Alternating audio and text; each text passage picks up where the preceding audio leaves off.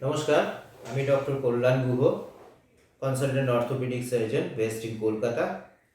তো আজকে আমাদের ডিসকাশন হচ্ছে কিছু কমন কোশ্চেন্স নিয়ে অন টোটাল নি replacement.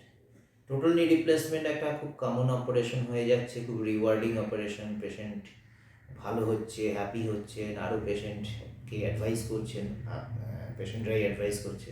So number of replacement বাড়ছে।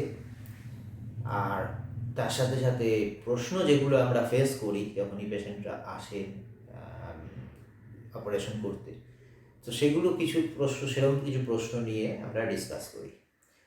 সো প্রথম প্রশ্ন হচ্ছে যে নিতে হাঁটু অস্টিওআর্থ্রাইটিস হলেই কি রিপ্লেসমেন্ট লাগবে?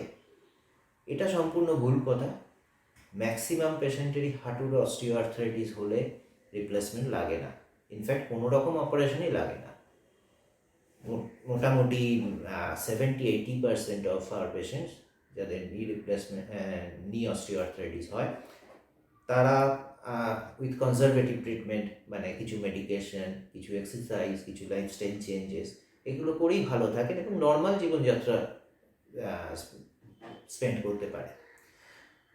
তো কাদের রিপ্লেসমেন্ট লাগবে? প্রথম হচ্ছে যে মেইন কজ ফর রিপ্লেসমেন্ট হচ্ছে পেইন। যখন এই ব্যথাটা, হাঁটু ব্যথা, হাঁটু স্টিফনেস, এই সিমটমসগুলো কোনো রকম কনজারভেটিভ ট্রিটমেন্টে, মেডিকেশনে, এক্সারসাইজে যাচ্ছে না, পেশেন্টের লাইফস্টাইল, অ্যাক্টিভিটিস অফ ডেলি লিভিংয়ে প্রবলেম হচ্ছে। আপনি কত দূর হেঁটে যেতে চাইছেন, এখান থেকে বাড়ি থেকে বাজার হেঁটে যেতে চাইছেন, হঠাৎ করে আর পারছেন না, মাঝখানে গিয়ে আপনাকে রেস্ট নিতে হচ্ছে, বা ঘরের মধ্যেই হাঁটাচলা করতে একটু কষ্ট হচ্ছে, ডিসকমফোর্টটা সবসময় হচ্ছে, নাইট পেইন হচ্ছে, রাত্রিবেলা ঘুম ভেঙে যাচ্ছে ব্যথায়, এবং সেগুলো কোনো ফিজিক্যাল থেরাপি, কোনো মেডিসিন, কোনো কিছুতেই কাজ দিচ্ছে না, তখনই আপনার রিপ্লেসমেন্ট লাগবে। প্রোভাইডেড আপনার হাঁটুতেও সিগনিফিকেন্ট অস্টিওআর্থ্রাইটিস চেঞ্জ আছে, অ্যাটলিস্ট স্টেজ 4 বা স্টেজ 3 অ্যাটলিস্ট চেঞ্জ হয়েছে, তো তাহলে তখনই আমরা জয়েন্ট রিপ্লেসমেন্ট সার্জারি বা নি রিপ্লেসমেন্ট সার্জারি অ্যাডভাইস করি। নেক্সট প্রশ্ন হচ্ছে যে নি রিপ্লেসমেন্ট সাকসেসফুল হয় কি? ডেফিনেটলি হয়। নি রিপ্লেসমেন্ট হচ্ছে মোস্ট কমনলি ডান অর্থোপেডিক সার্জারি ওয়ার্ল্ড ওয়াইড, এবং এর নাম্বার প্রত্যেক বছরই বাড়ছে। যদি কোনো সার্জারিতে রেজাল্ট ভালো না হয় তাহলে এর নাম্বার বাড়তো না। পেশেন্ট মোটামুটি 10 বছর, 15 বছর, 20 বছর আগে যেরকম ছিলেন সেরকম পর্যায়ে চলে যান, ব্যথা অলমোস্ট চলে যায়, অ্যাক্টিভিটিস অনেক বেড়ে যায়, বাইরে বেড়াতে পারেন, মর্নিং ওয়াক করতে পারেন, লাইট স্পোর্টসেও যদি ইচ্ছে থাকে পার্টিসিপেট করা যায়, যেগুলোতে হাই ইম্প্যাক্ট অ্যাক্টিভিটিস হয় না সেরকম জাতীয় স্পোর্টস।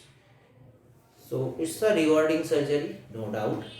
এটা নিয়ে সন্দেহ বা ভয়ের আর কোনো কারণ নেই, কিন্তু যার দরকার তারই করতে হবে, সবার দরকার হয় না। অনেকেই প্রশ্ন করেন যে এই বয়সে কি অপারেশন করা যায়? দেখুন, অস্টিও আর্থ্রাইটিস অ্যাপিয়ারই করে আমাদের 40, 45, 50, এবং এটা যেতে যেতে যখন অ্যাডভান্স স্টেজে পৌঁছায় তখন ম্যাক্সিমাম লোকের পেশেন্টের বয়সই 60, 65, 70 হয়ে যায়। খুব আর্লি স্টেজেও আমাদের পড়তে হয় যাদের হাঁটু খুব খারাপ, 50, 55, কিন্তু ম্যাক্সিমাম পেশেন্টের বয়সই অ্যারাউন্ড মোর দ্যান 65, 75 এরকম। সো এর কোনো কন্ট্রাইন্ডিকেশন নেই, age is not a contraindication. সব বয়সেই করা যায়, পেশেন্ট যদি মেডিকেলি ফিট হয়। কোমরবিডিটিস, সেটাও কন্ট্রাইন্ডিকেশন না। এই বয়স্ক লোকেদের সবারই সুগার আছে, হাইপারটেনশন আছে, কিছু কিছু হার্টের প্রবলেম আছে, তো কোনোটাই কন্ট্রাইন্ডিকেশন না। সেগুলো আমরা অ্যাসেস করে নিই, সেগুলো আমাদের medical team, anaesthesiologist, thorough investigations করে অ্যাসেস করা হয়। রিস্ক, সেই রিস্ক যদি সেরকম এক্সেসিভ না হয় তাহলে নিশ্চিন্তে করা যায়, কোনো প্রবলেম নেই। অপারেশন না করলে কি হবে? অপারেশন না করলে হাঁটা চলা তো কমে যাচ্ছে, হাঁটা চলা আরও বন্ধ হয়ে যাবে, এবং আস্তে আস্তে বেড রিডিং হতে থাকবে। হাঁটু তো আমাদের চাকা, পা তো আমাদের চাকা, তো সেই চাকা যদি না চলে আস্তে আস্তে তো গাড়ি অকেজো হয়ে যাবে। তো সেই রকম যদি অপারেশন না করা হয়, definitely it's not a life saving surgery, কিন্তু এটা কোয়ালিটি অফ লাইফ তো অনেক ইমপ্রুভ করে, অ্যান্ড ইনডিরেক্টলি এটা লাইফ সেভও করে, মেডিকেল প্রবলেম কমায়। আপনি হাঁটাচলা করছেন, আপনার সুগার কন্ট্রোলে থাকছে, আপনার ওয়েট বাড়ছে না, আপনার মেডিকেল প্রবলেমগুলো কমছে।